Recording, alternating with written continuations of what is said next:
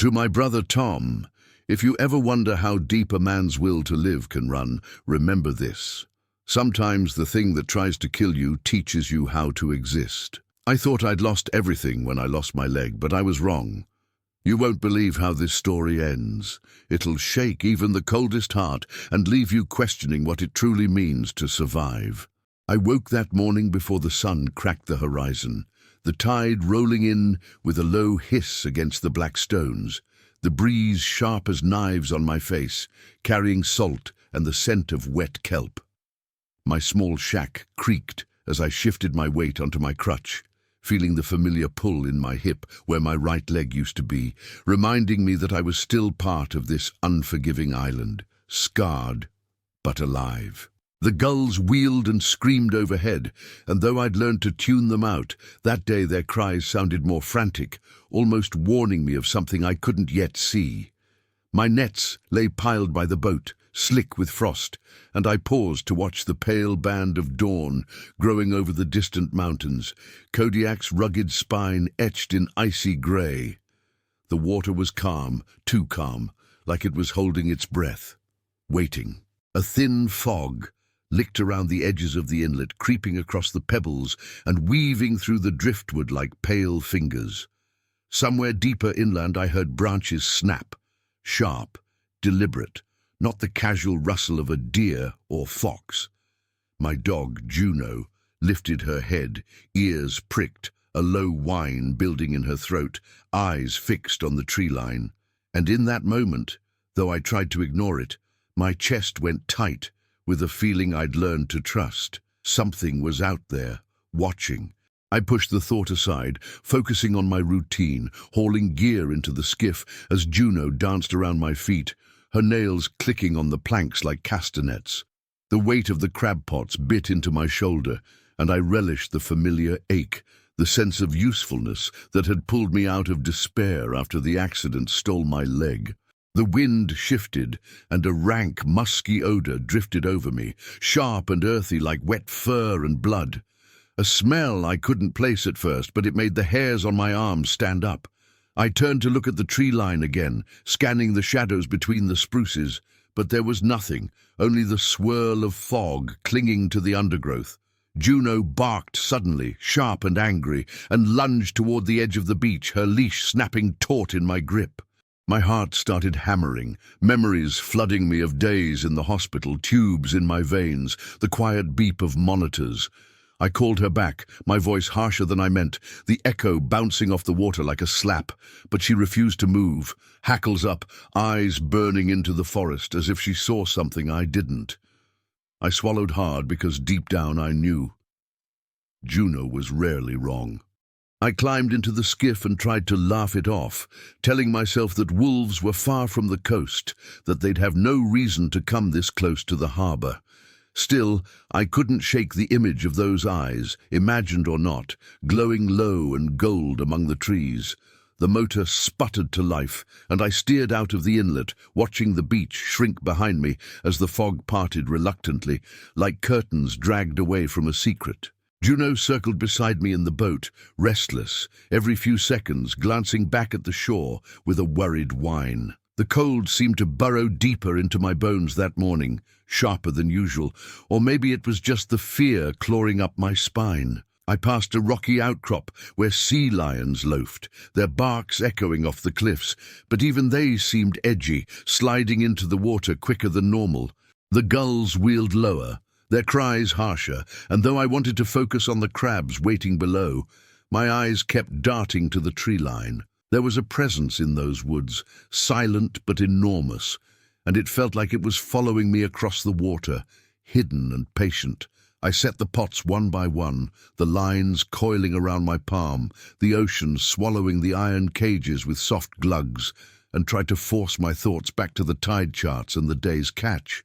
But every few seconds, I'd glance over my shoulder, half expecting to see a shape pacing the shore or a pair of glowing eyes fixed on my boat. Juno stayed near the bow, growling softly now and then, her fur spiked along her spine as though an invisible hand was stroking her the wrong way. I told myself I was being ridiculous. A one-legged fisherman had enough real problems without inventing monsters in the trees. Yet the feeling lingered, creeping over me like frost, settling in the gaps between my ribs.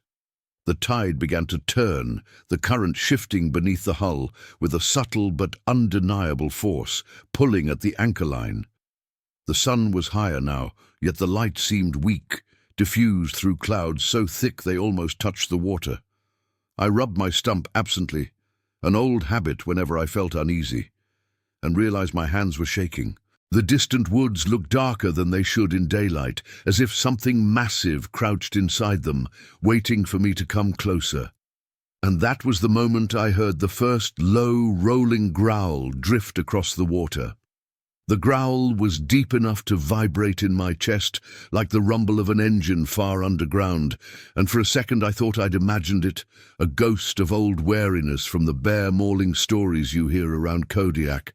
But Juno stiffened, her ears flat, eyes wide as dinner plates, and began barking, sharp and savage, lunging at the side of the skiff as if she wanted to leap overboard and swim back to shore. My stomach flipped because the growl came again, closer this time, carrying a wet rasp like breath pulling through teeth, and I knew then it was no bear. It was something lighter, faster. I twisted on my seat, searching the shoreline, and that's when I saw it emerge from the trees, a wolf, huge, black as oil, its fur spiked with moisture, muscles rippling under its pelt as it padded to the water's edge. Its eyes locked onto me with a stare that felt almost human, amber and burning, and my pulse slammed into my temples so hard I thought I'd black out. For a second we just stared at each other across 30 feet of tide, me in my boat, him on the beach, the air between us pulsing like a live wire. Then it lowered its head, teeth bared in a snarl so wide I could see pink gums and ropes of drool hanging from its jaws. My throat went dry as bone, because in that instant I knew that animal was making decisions, and it had decided I was prey. Juno was howling now, straining at her leash, almost tipping the skiff. And just as I tried to start the outboard again, the wolf launched forward into the water. Water exploded around its chest as it swam, shockingly fast, front paws slapping the surface, sending ripples racing outward in silver arcs. I screamed at Juno to stay, one hand yanking the throttle, the other gripping the gunwale so hard my fingers ached, but my motor sputtered and coughed like it was choking on salt. The wolf's head stayed high above the water, eyes fixed on me, each stroke drawing it closer, fur slicked back against its skull, mouth open in a silent snarl. My mind went blank with terror, memories of hospitals and surgeries flashing behind my eyes, and for one blinding second I thought, this is how it ends, on a boat in Kodiak, half a man, devoured like a seal pup. Juno lunged again, teeth snapping, foam flying from her muzzle, the skiff rocking so violently I thought we'd capsize. The wolf closed the gap, now only a few feet away, claws raking against the hull, trying to haul itself over the side. I swung my crutch at its face, screaming, feeling the vibration as wood cracked against bone, but the wolf barely flinched, eyes blazing. It lunged again, jaws closing on the edge of my rain slicker, ripping fabric and yanking me sideways. My bad leg stump slammed into the bench, sending lightning bolts of pain shooting up my spine. And in that instant, the only thing I could think was that I couldn't let it take me under. Juno's snarl turned into a roar as she leapt at the wolf, slamming her whole weight into its face, snapping her jaws onto its ear and shaking violently. Blood sprayed in a crimson arc across the gunwale, and for a second the wolf let go of me, twisting sideways, yelping, claws scrabbling for purchase on the slippery aluminum. I gasped for breath, chest heaving, tasting salt and copper, vision pulsing red at the edges. The wolf reared up again, pawing at Juno's throat, its teeth flashing as it tried to crush her windpipe, the sound of their snarls louder than the slap of waves against the boat. I struck it again with my crutch, again and again, blind with panic, feeling cartilage give under the blow, hearing a crack like snapping driftwood. The wolf turned on me. its jaws closing around the wooden shaft, ripping it from my hands, splinters exploding across my face. My boat was lurching wildly, seawater pouring over the side, the smell of wet fur and blood so thick I could barely breathe. Juno yelped as claws raked her shoulder, dark blood matting her fur, and she fell back, whimpering, leaving me face to face with the wolf. The animal lunged at my throat, jaws wide, and in pure reflex, I jammed my fist into its mouth. The wolf's teeth sank into the meat of my hand, hot pain exploding through my arm like a flare going off, blood spilling down my wrist in thick sheets. Its eyes were inches from mine, wild and blazing, flecks of spit flying across my cheeks as it growled, breath rank and steaming in the cold air. My vision tunneled, sound fading to a dull roar in my ears as adrenaline blotted out everything but the animal's snarling face. Lunged back into the fight, this time sinking her teeth into the wolf's hind leg, yanking backward with all her strength, her body trembling with rage and pain. The wolf screamed, a hideous high-pitched yelp, and whipped around to snap at Juno, giving me a split-second opening. With my free hand, I grabbed the boat hook and rammed it into the wolf's side, feeling the point drive between its ribs. It let out a strangled, gargling howl and recoiled, half falling back into the water, its claws tearing furrows in the aluminum as it tried to stay aboard. Blood frothed around its mouth as it slipped beneath the surface. I collapsed back, gasping, the boat spinning slowly in circles as red spread across the water like spilled paint. Juno whined beside me, pressing her trembling body into my side, her fur soaked and sticky with both our blood. And for a long moment, all I could do was stare at the ripples, waiting for the wolf to surface again. I don't remember pulling myself back to shore, only flashes of agony and the taste of blood in my mouth as I half drifted toward the harbor, Juno curled against my side, whimpering with every wave. The next clear memory is of bright lights above me, hospital smell thick as bleach, voices barking orders, hands pressing on my wounds so hard I thought they'd tear me apart.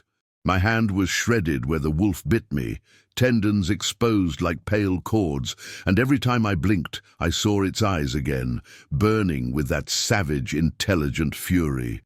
Doctors talked about infections, reconstructive surgeries, the risk of losing fingers, while a nurse kept squeezing my shoulder, telling me to stay awake. I stared at the ceiling, unable to stop trembling, feeling phantom pain in my missing leg, as if the wolf had bitten me there too. Juno was somewhere else, quarantined for observation, and the thought of her alone in a cage gutted me worse than my own injuries. People kept asking me what happened, and I kept telling them the same thing. It came for me. It wanted me. Sleep was impossible, my heart thundering every time I heard footsteps outside my door. Even in the hospital, I felt hunted, like any second that wolf would push through the door and finish what it started. I closed my eyes, but all I saw was black fur and teeth. When I finally left the hospital, my right hand was mummified in bandages, fingers pinned and stitched, the surgeon saying it might never work the same again. Cold air slapped me in the face as I hobbled to my truck, and I realized how the world looked different now, sharper around the edges, every shadow loaded with threat. Nights were the worst. I'd jerk awake drenched in sweat, convinced I heard that low growl outside my window, and once I even grabbed a kitchen knife and limped around the house in the dark. The wolf was inside my dreams, bursting from the fog with dripping fangs, its yellow eyes glowing like coals. Some mornings I'd find myself staring at the trees across the bay, certain I saw it standing there, half hidden behind the spruce trunks, just waiting for me to come outside. My brother Tom came to check on me, but I could barely talk, because how do you explain to someone that your brain keeps replaying the way those teeth sank into your flesh? The island felt smaller than ever, the woods pressing close, whispering secrets I couldn't understand. Even the sound of the tide started to feel like breathing, slow and patient, as if the wolf was still out there, watching, waiting. I started reading everything I could about wolves, desperate to make sense of why one would swim after a man in a boat. Biologists told me wolves don't attack humans unless they're starving or sick. But there was nothing sick about that animal's eyes. It felt like it knew me, like it had chosen me for a reason. I wondered if losing my leg made me look weaker, easier prey, or if it smelled the fear I thought I'd buried long ago. Some nights I'd find myself gripping the edge of the table, trembling, whispering, "Why did it let me live?" Because that wolf had me in its jaws, and yet it let go. Was it the pain I caused with the boat hook? Or did it see something in me it recognized? Juno never left my side after she came home from quarantine, and sometimes she'd growl softly at the window, as if she sensed something outside. A few times I found deep prints in the sand near my dock, bigger than any dog's, and once I discovered a fresh salmon gutted and left on the rocks, as if an offering or a message. Each sign felt like a haunting, a silent reminder that my story with that wolf wasn't finished, and I couldn't decide if that terrified me or thrilled me. One grey dawn, about 6 weeks after the attack, I went back down to the shore to check my skiff, my body aching in 100 places, my crutch biting into my side. Juno padded ahead, sniffing cautiously at the rocks, ears flicking at every tiny sound. I stared at the tide line, half expecting to see dark shapes lurking just beyond the foam. A breeze carried the same wild musk that had filled the air the morning of the attack, faint but undeniable, and my skin broke out in goosebumps. Instead of backing away, I closed my eyes and drew a deep breath, letting that scent roll through me like a tide. I realized that as much as I hated what the wolf had done to me, part of me was grateful, because I'd felt more alive in those few minutes of terror than I had in years. I reached down and scratched Juno's ears, whispering a soft apology for dragging her into my battles. A gull screamed overhead, wheeling in a tight circle as if trying to warn me again. I opened my eyes, scanning the trees, and for a heartbeat I swore I saw black fur vanishing into the shadows. But instead of fear, all I felt was a strange, burning curiosity about what might come next. And I knew then that my story wasn't over. It's been nearly a year now since that day, and though my hand still doesn't work right and my leg stump aches when the weather turns, I've found a kind of balance I never thought possible. I started speaking at the community center about wildlife safety, and every time I look into those faces, fishermen, hikers, kids dreaming of the wilderness, I tell them that survival isn't just about fighting back, but about accepting what the wild takes from you and what it gives in return. I've learned to respect the quiet moments when the wind dies and the forest seems to listen, because that's when you remember how small you are.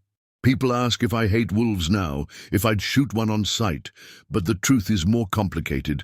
I can't hate the thing that forced me to prove I still wanted to live. Juno healed too, though she bears scars across her shoulder where the fur will never grow back. A badge of loyalty no one can deny. Sometimes, at night, she presses her weight into me so hard it's like she's trying to hold me together. The scars on my hand remind me I'm vulnerable, but also that I'm still here, breathing, looking forward. I've grown used to strangers staring at my missing leg, and I no longer look away when they ask what happened. I tell them the truth, every raw detail, because hiding it feels like letting the wolf win. And the truth is, that wolf gave me back my life, in a twisted, bloody way I never wanted, but desperately needed. I kept fishing, though not as far offshore anymore, and sometimes I catch myself scanning the tree line before I set my pots, half expecting to see those amber eyes watching from the shadows. The fog rolls in like it always does, silent and heavy, and the ocean keeps its secrets beneath its silver skin. On certain mornings, when the tide is just right, I find tracks near my shack, perfect prints pressed deep into the sand, circling the place where I sleep. It should terrify me, but instead, a strange calm settles in my chest, like I'm being checked on, as if the wolf still wants me alive. People say that's crazy, that wolves don't stalk humans unless they mean harm, but I don't believe that anymore. There's an intelligence in that stare, something ancient and wild that sees deeper than we do.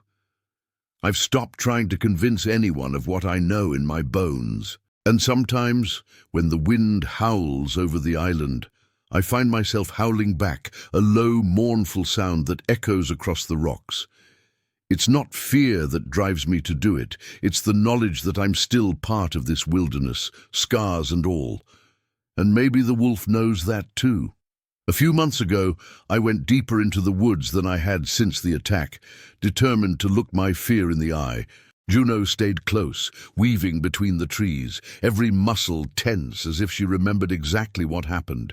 The undergrowth was thick, moss squishing under my boot, the scent of pine sharp and cold in my nose. I found a clearing where the sunlight broke through in golden shafts, and for a moment it felt like stepping into another world. That's when I saw movement at the far edge, a flash of black fur, a tail disappearing into the ferns. My heart jumped into my throat, but I didn't run. Instead, I leaned my crutch against a tree and waited, breathing slowly, letting the silence stretch between us. And then, for the briefest instant, the wolf stepped out, eyes locked on mine, its posture neither aggressive nor fearful. We stared at each other, no growling, no bared teeth, just a quiet recognition. It turned its head slightly, as if to beckon me deeper, then slipped away without a sound. I stood there trembling, tears streaming down my face, because somehow I knew it was saying goodbye. Or maybe, hello. I came home that night and sat by the stove, Juno's head heavy in my lap, feeling the weight of everything that had happened.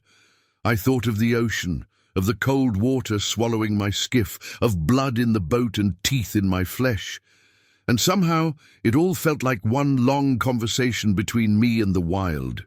I realized that the wolf had given me something no human ever could, a reason to keep fighting, even when I thought I'd lost the last piece of myself worth saving. My body will always carry the scars, and my nightmares will probably never fully go away. But I've made peace with that, because pain, I've learned, is just proof that you're still alive. And the wilderness doesn't owe you mercy. It only asks if you're willing to face it. I'm not the same man who went fishing that morning, and I'm grateful for it, even if it cost me blood and fear and pieces of my body. I'll keep living on this island, one-legged, a little broken, but stronger than I ever imagined. And if that wolf ever comes back to my door, I'll open it, because that day the wolf didn't just leave scars on my body. It carved a truth into my soul.